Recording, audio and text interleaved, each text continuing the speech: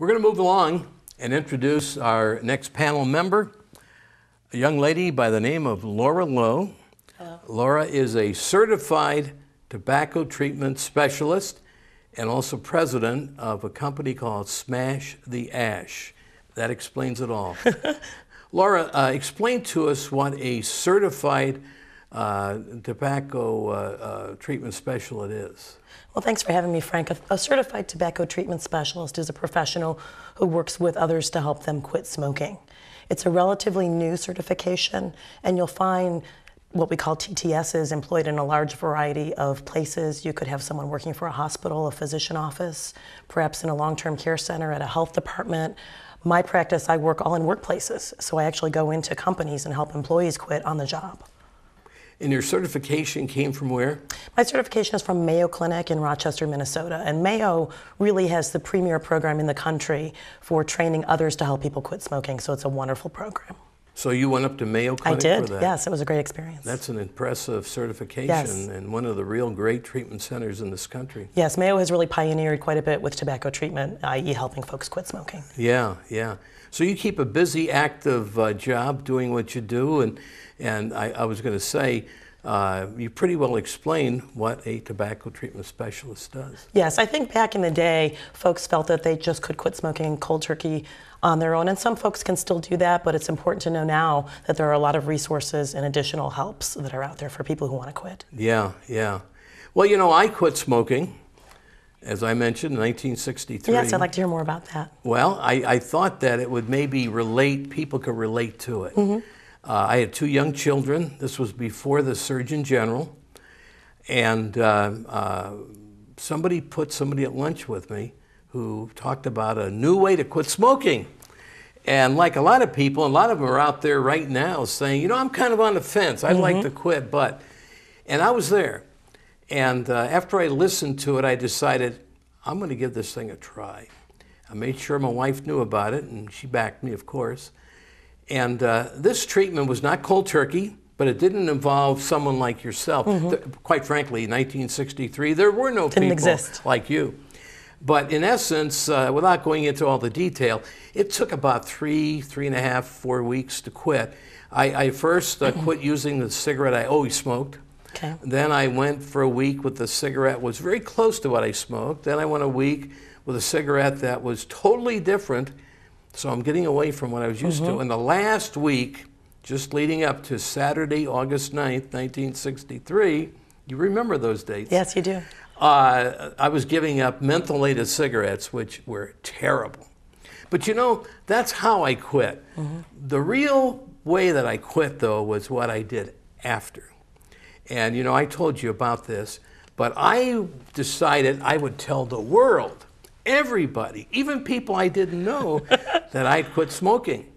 And I'm just proud enough to where I don't want to be looked upon as a failure, that if I ever would have had the urge, which I never did. That's good. But if I ever would have had the urge, I would have not done it because I didn't want to be called a failure. Well, it holds you accountable, and I think that's really important. I think people may not understand the importance of support in quitting.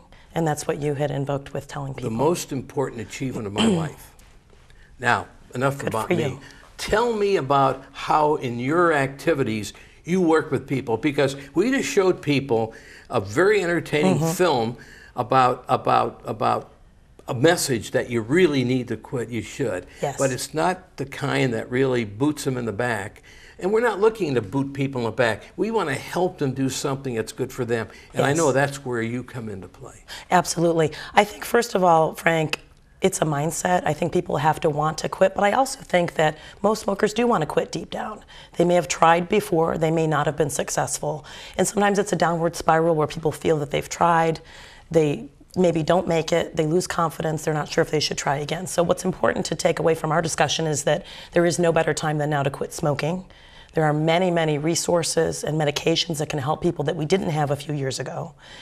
We know now more about nicotine addiction and how it works in your brain, so that we understand that medications can help get around that nicotine addiction so that you're not craving cigarettes while you work on the whole habit behavior piece. We know smoking is a coping mechanism. We know it's a stress reliever for people. And we know also that smokers tend to be in the habit of it. So there are new strategies and tools that we can use as tobacco treatment specialists to help people address all the aspects that have them using tobacco. Yeah, you mentioned a little bit ago that you work with individuals as well as with corporations. Yes. Just very briefly, when you go to a corporation and they buy onto your program, give us a thumbnail sketch of how that works. Okay. One of the best places to quit smoking is with support, and there's a great way to get support by doing it at work. So typically smokers at work all smoke together. It's a social kind of thing. They take their breaks, and what my program does is brings that peer pressure of smokers into a group quit. So I'll go into a workplace, get a group of up to 10 folks. They all quit together on a structured day. It's very supportive, and they help one another through the process as well as me helping them. So it's a wonderful way to kind of have companies invest in the health of their workers, as well as have people have that support and help to quit smoking. You know, as a former management personnel in the business field, I would have to tell you that if I were still working, I'd really go for that.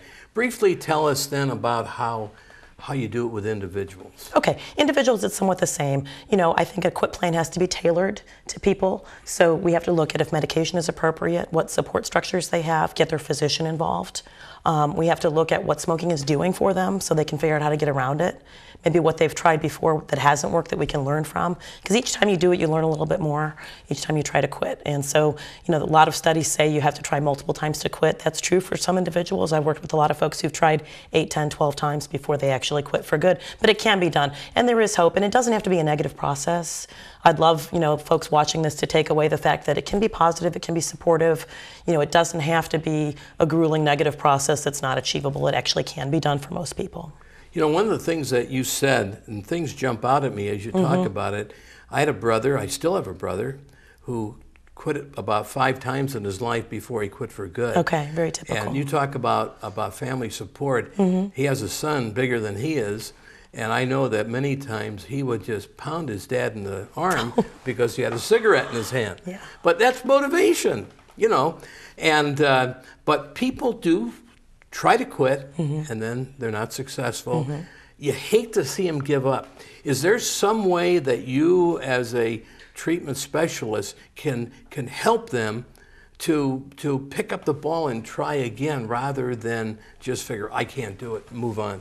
One of the most important things I can share is that most smokers walk around thinking that a bolt out of the blue is going to come down someday and say, today's the day you need to make a plan to quit smoking. And I can tell you that's never going to happen. No. So what a smoker really can do is say, you know what, do I want to be at the same place with my smoking next year at this time as I am now? And if no, then make a plan. Set a date is the most important thing that the smoker can do. And then really look for ways to achieve some help, some support, maybe some medication to actually get through that quitting process and make it as easy as possible. Now, medication to some people is a bad word. Yes. To others, they realize there are miracle drugs out there, and if they truly spend the time to be able to do the research, and they feel more comfortable about it. But it's still, to some people, a real danger zone. But the kinds of medications that are involved, they are regular price medications, they're hard on the system medications where they talk 50,000 words a second to tell you all the bad things can happen, or tell us, without naming names, the kind of medications we're talking about. Well, there are a couple of groups that are over-the-counter medications, which are mostly nicotine replacement therapy. What that does is let the smoker get a dose of nicotine, which is mostly what they're addicted to in the cigarettes, without all some of the harmful effects of tobacco. And then there are prescription medications from your doctor. You know, I met a man not too long ago, you mentioned about getting a little bit of nicotine, who has one of these, is it an electronic type of cigarette? Oh, the e-cigarette. Yeah. Are those effective? You know, the jury's out yet. The e-cigarette is kind of a new product, and it's important to note that it's not FDA approved. Yeah. So oftentimes e-cigarette users are getting unknown chemicals with the e-cigarette, with the nicotine. Yeah, it's probably best to see your doctor or work with a tobacco treatment specialist for dosage and to see what medication might be right for you. Before we wrap up our program, in a couple of minutes here, just kind of summarize anything else that we really need to hear that will, once again, with our goal, without putting extra pressure on people out there, we're with you. If the three of us could come out there and spend a month with you as you tried to quit, we would do it. But of course, that's not possible. But. Well, they can visit me online at smashtheash.com. That's my website. And what I'd like to say is there is hope. It can be done. It can be a positive process. And really, I think once you make the decision to quit, setting a date is very important. And then trying to work with someone to make a plan. Most people do more planning for going on a vacation than they do for planning a quit. And I think it's vital to get your ducks in a row, plan out your process, and work that plan. The most important decision of your life, as I mentioned earlier. I'm an ex-smoker myself. It was the best thing I ever did. It's the single most healthy change you can do for yourself and your family. Laura, thank you. Thank you, Frank. It was a pleasure. Laura. Thank you, Matt. Folks, in a short period of time, we tried to give you some motivation. We tried to cover some things relative to being entertained and realizing this is really important, some statistics, talking to a specialist on some things that can be done, even hearing the way I did it. Now, we hope that some of you out there that are on the fence, those who really have thought about it or who have never smoked, take heed. You know, if you quit, you can do it my way. You can do cold turkey. You can call a tobacco specialist who can help you. The key thing is think about it, think real hard about it. Think about your family and realize this is the most important decision of your life, more so than who you're going to marry. Think about it. Do it today. Thank you.